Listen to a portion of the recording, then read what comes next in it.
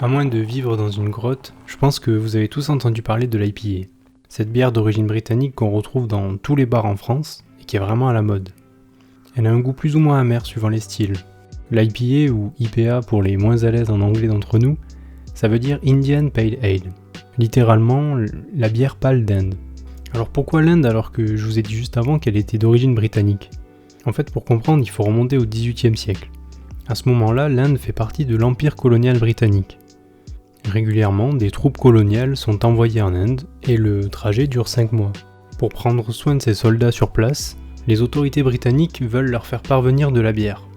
C'est aussi pour éviter aux soldats de se saouler avec des alcools locaux qui pourraient être dangereux pour leur santé.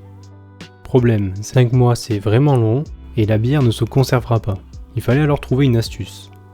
Alors pour conserver la bière, ils ont décidé d'ajouter du houblon, qui est une plante aux propriétés antibactériennes.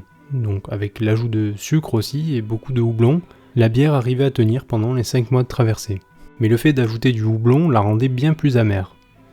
En 1875, après la dissolution de la Compagnie des Indes, l'IPA va disparaître pendant près d'un siècle, pour réapparaître dans les années 80 aux États-Unis.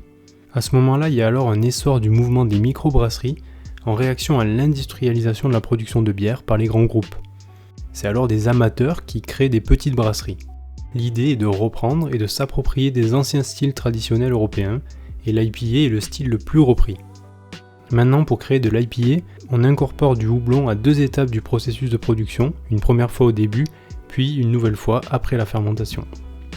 À la fin des années 2000, le phénomène des microbrasseries arrive en France, et l'IPA plaît beaucoup aux Français.